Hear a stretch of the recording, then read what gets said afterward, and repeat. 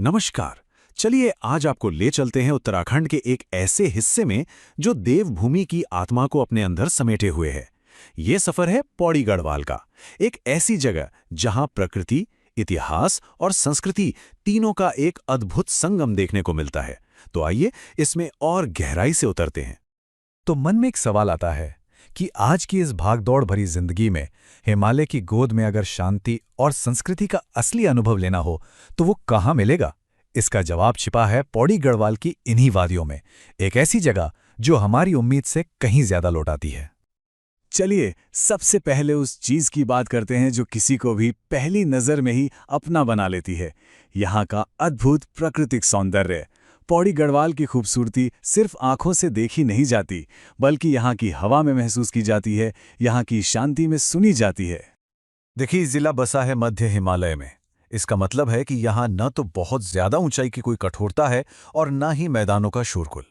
यहाँ बस शांत वादियां हैं और घने हरे भरे जंगल जो आपको एक नई ऊर्जा से भर देते हैं। यहाँ की जमीन की बनावट भी बड़ी दिलचस्प है।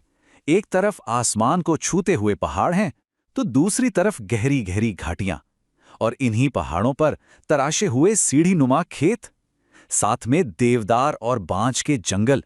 ये सब मिलकर एक ऐसी तस्वीर बनाते हैं जो हमेशा के लिए जहन में बस जाती है। और हाँ, सबसे खास बात, जब मौसम साफ हो तो यहाँ से हिमालय की बर्फ से ढकी चोटियों का जो नज़ारा दिखाई देता है ना, उसे शब्दों में बयां करना वाकई मुश्किल है। ये एक ऐसा अनुभव है जो यहाँ आने वालों की यादों में हमेशा के लिए बस जाता है। अच्छा, प्रकृति की बात तो हो गई। चलिए अब जरा इस जगह के नाम और इतिहास की परतों को खोलते हैं। इसका नाम गढ़वाल आखिर पड़ा कैसे? इसकी कहानी भी उतनी ही दिलचस्प है जितनी यहाँ की वादियां। तो गढ़वाल नाम आया कहाँ से? असल में ये शब्द बना है गढ़ से, जिसका मतलब होता है किला।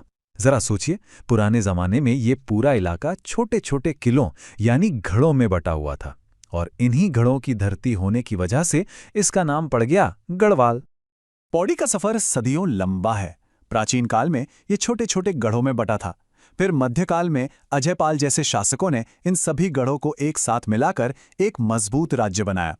ब्रिटिश काल में ये एक जरूरी प्रशासनिक केंद्र बना, और फिर आखिरकार साल 2000 में जब उत्तराखंड राज्य बना तो इसे एक अलग जिले की पहचान मिली।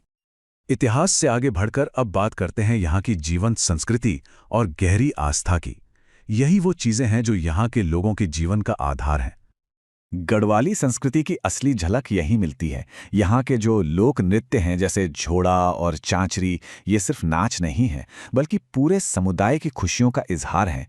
कंडोलिया देवता और क्यूंकालेश्वर जैसे मंदिर लोगों की गहरी आस्था के प्रतीक हैं, और खेतों में आज भी मंडुआ, झंगोरा जैसे पारंपरिक अनाज उगते हैं जो यहाँ के लोगों के अपनी जमीन से जुड़े होने का सबूत हैं। हाँ, ये सच है कि पढ़ाई लिखाई और रोजगार के लिए बहुत से लोग शहरों की तरफ चले गए हैं, लेकिन कमाल की बात यह है कि यहाँ के गांव की आत्मा आज भी जिंदा है।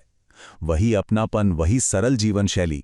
ऐसा लगता है मानो वक्त यहाँ आकर थोड़ा सा ठहर गया हो।